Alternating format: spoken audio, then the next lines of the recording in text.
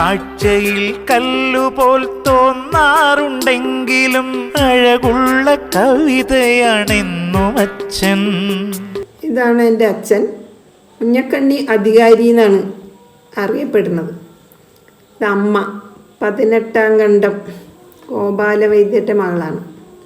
അമ്മയുടെ 4 ബ്രദേഴ്സും വൈദ്യന്മാരായിരുന്നു, ആയുർവേദ വൈദ്യന്മാർ. ഇത് മൂത്ത ചേച്ചി മൂവാറ്റുപുഴയ്ക്കാണ് കല്യാണം കഴിച്ചു കൊടുത്തത്. ആ കാലഘട്ടത്തിൽ നമുക്ക് അടുത്തൊക്കെ സാധാരണ വിവാഹം ചെയ്ത് കൊടുക്കാറുള്ളൂ പെൺകുട്ടികളെ. ഇത് മൂവാറ്റുപുഴയ്ക്ക് കൊടുത്തു. ഇത് 2ാമത്തെ ബ്രദർ. പോസ്റ്റൽ ആൻഡ് ടെലിഗ്രാഫിൽ ജോലിയൊക്കെ കിട്ടിയിട്ട് വേണ്ടെന്ന് വെച്ച ആളാണ്. ഇത് 3ാമത്തെ ചേച്ചി. കെനിയയിലായിരുന്നു. ഈ ഫെബ്രുവരി 22-ന് അവിടെ വെച്ചിട്ട് മരിച്ചു.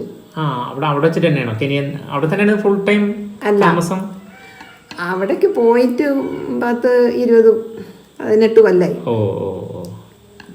പിന്നെ ഉള്ള ഒരു ചേച്ചിയാണ് ഇതാ സുശീല,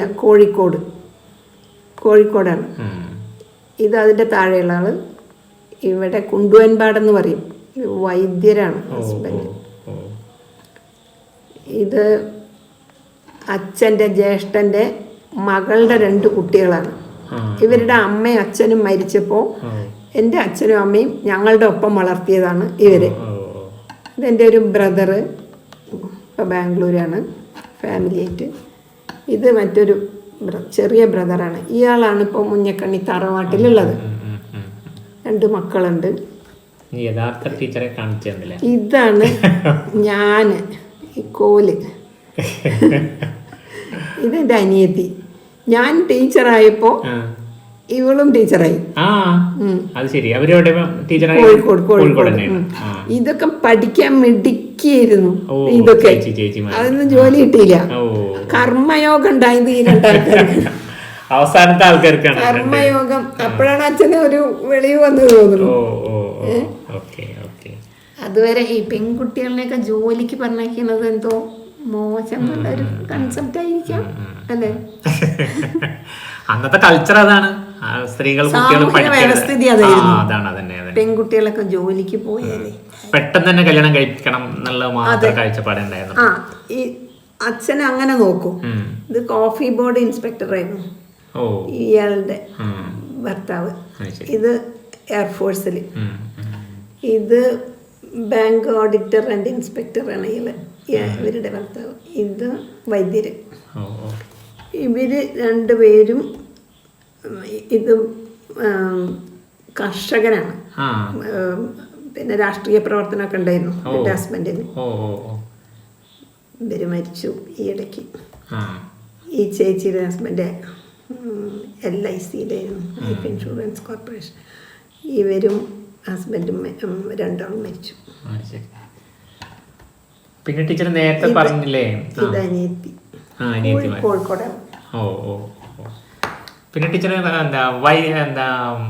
ആയുർവേദത്തിൽ താല്പര്യം ഉണ്ടായിരുന്നു എന്നൊക്കെ പറഞ്ഞില്ലേ? ഈ ആയുർവേദത്തിൽ താല്പര്യം സത്യം പറഞ്ഞാൽ വീട്ടിൽ നിന്ന് തന്നെ ഉണ്ടായി വന്നതാണോ?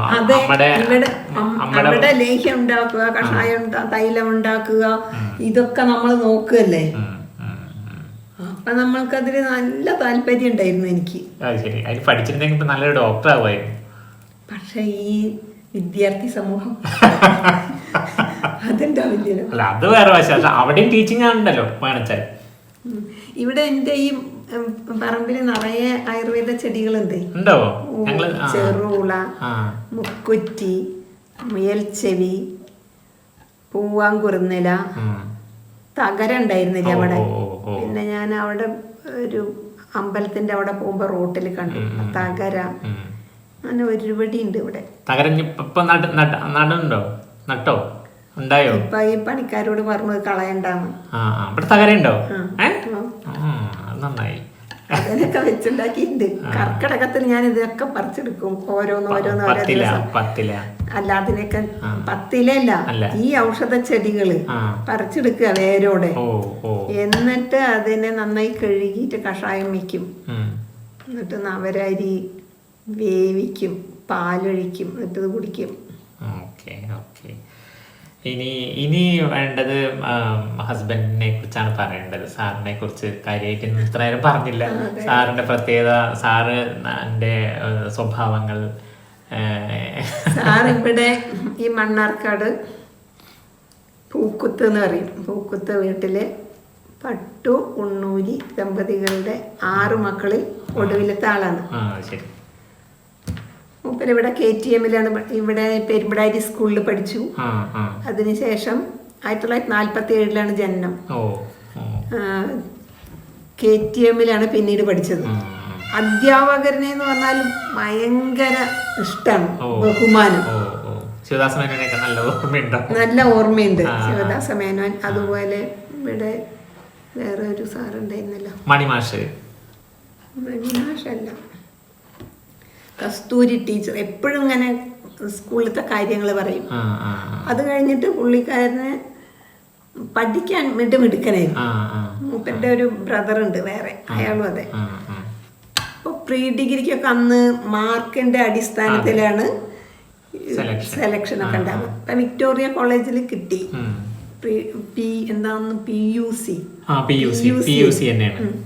PUC പഠിച്ചത് മലബാർ ക്രിസ്ത്യൻ കോളേജിൽ പോയിട്ട് പഠിച്ചത്. അതിനുശേഷം വിക്ടോറിയ കോളേജിൽ കെമിസ്ട്രി BSc കിട്ടി. ആ സമയത്താണ് പിന്നെ എഞ്ചിനീയറിങ്ങിന് അപ്ലൈ ചെയ്തത്. അപ്പൊ എഞ്ചിനീയറിങ്ങിന് കിട്ടി. അപ്പൊ വിക്ടോറിയയിൽ നിന്ന് വന്നു. അങ്ങനെ എഞ്ചിനീയറിങ് കിട്ടി. അപ്പൊ എവിടെയാണ് സ്ഥലം വേണ്ടത്? കോഴിക്കോടാണ് കിട്ടിയത്. പിന്നെ സ്ഥലം നോക്കുമ്പോ ഇവിടെ അടുത്ത് NSS, അങ്ങനെ NSSലേക്ക് വന്നു. മാത്സ്, ഫിസിക്സ്, കെമിസ്ട്രി എനിക്കറിയാത്ത കാര്യങ്ങൾ പുള്ളിക്ക് അത് നന്നായിട്ട് അറിയും. ഞാൻ ഒരുപാട് സംസാരിക്കും, പുള്ളി അത് കേട്ടിരിക്കും. നമ്മുടെ സംസ്കാരം നന്നായി കേട്ടിരിക്കും. അത്രയാണ്. ഭയങ്കര കാൽക്കുലേഷൻസ് ആണ്. പിന്നെ പുള്ളി ആദ്യം കൽക്കട്ടയിലായിരുന്നു, കാശിറാം റയോൺസിലായിരുന്നു ജോലി ചെയ്ത്. പിന്നെ 78-ല് ഇവിടെ വിശാഖപട്ടണം ജൂട്ട് മില്ലിൽ വന്നു, സേഫ്റ്റി ഓഫീസർ എന്നുള്ള തസ്തിക. അത് കഴിഞ്ഞിട്ട് പുനലൂർ പേപ്പർ മില്ലിൽ വന്നു.